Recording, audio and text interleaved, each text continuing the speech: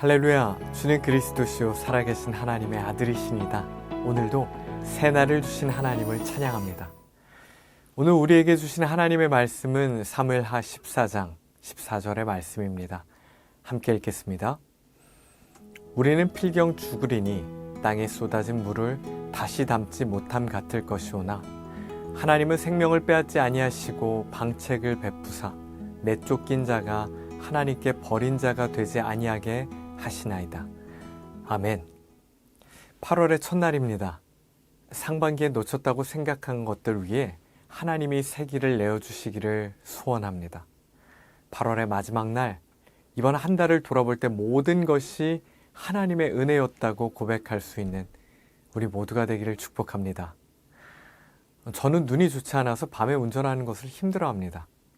그래서 밤에 운전하다가 길을 잘못 들 때가 있는데요. 그때마다 내비게이션에서는 이런 말이 나옵니다. 경로를 재탐색합니다.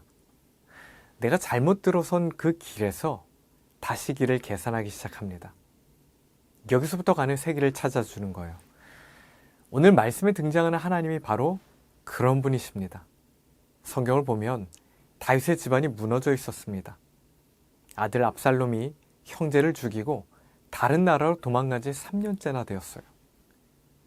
아버지 다윗의 마음은 아들에게 있지만 부르지는 않았습니다. 왕의 체면이 있고 사람들의 보는 눈이 있었기 때문이에요. 그때 지혜로운 한 여인이 왕 앞에서 아픈 질문 하나를 던집니다. 왜 압살롬을 집으로 돌아오게 하지 않으십니까? 그를 부를 수 있는 유일한 사람은 다윗인데 다윗이 부르지 않고 있었기 때문이에요. 그리고는 여인이 말을 이어갑니다. 우리는 땅에 쏟아진 물을 다시 담지 못함 같을 것이오나. 전 집에서 두 아이를 키우고 있어요. 지금은 다 커서 그런 일이 없지만 어렸을 때는 우유를 그렇게 쏟았습니다. 장난치다가 다른 행동하다가 컵을 쳐서 우유를 쏟습니다. 우유를 닦아낼 수는 있어도 다시 담을 수는 없죠. 성경은 우리의 인생도 이와 같다고 이야기합니다. 어제 내뱉은 말, 끊어진 관계, 놓쳐버린 시기, 되돌릴 수 없는 선택, 그때 그러지 말걸 하는 생각이 각자에게 있죠. 그래서 과거를 후회하며 현재를 괴로워합니다. 그런데 다윗 앞에 선 여인은 우리에게 우리를 사랑하신 하나님이 어떤 분이신지를 알려주고 있어요. 그러나 하나님은 생명을 빼앗지 아니하시고 방책을 베푸사 내쫓긴 자가 하나님께 버린 자가 되지 아니하게 하시나이다. 방책을 베푸시다는 말은요, 하나님께서 우리를 위해 새로운 길을, 새로운 방법을 찾으신다는 거예요. 하나님은 우리가 길을 잃은 바로 그 지점에서 다시 길을 찾아주시는 분이십니다.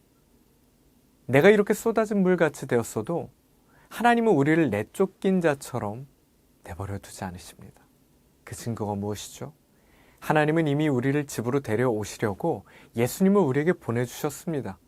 우리가 돌아갈 용기를 내기 전에 우리를 사랑하신 하나님께서 방책을 베푸셔서 살 길을 내어주셨어요. 그래서 건져낸 우리를 쏟아진 자리에 홀로 두지 않으시고 내쫓긴 자처럼 내버려 두지 않으십니다. 사랑하는 여러분, 8월 정도 되면 변하지 않는 상황들로 포기하고 싶기도 합니다. 그러나 우리가 믿는 하나님은 방책을 베푸시는 분이십니다. 잘못 들어선 길에서 다시 길을 찾아주시는 분이에요. 이번 8월 한 달, 또 어디선가 길을 잘못 들더라도 괜찮습니다. 그 자리에서 하나님께서 다시 길을 찾아주실 것이고, 길이 없다면 새로운 길을 내어주실 것입니다. 이런 하나님과 동행하는 오늘 하루가 되기를 축복합니다. 기도하겠습니다. 하나님 아버지, 8월의 첫날 아침을 주셔서 감사합니다. 우리에게는 되돌릴 수 없는 것들이 있습니다. 쏟아진 물을 다시 담을 힘이 우리에게는 없고 잘못 들어선 길에서 목적지까지 갈 능력도 없습니다. 그러나 하나님은 방책을 베푸시는 분이라 하셨으니 우리에게 새로운 길을 허락하여 주시옵소서. 막힌 자리, 쏟아진 자리에서 하나님의 일하심을 보길 원하오니 우리에게 은총을 베풀어 주시옵소서. 예수님의 이름으로 기도합니다. 아멘.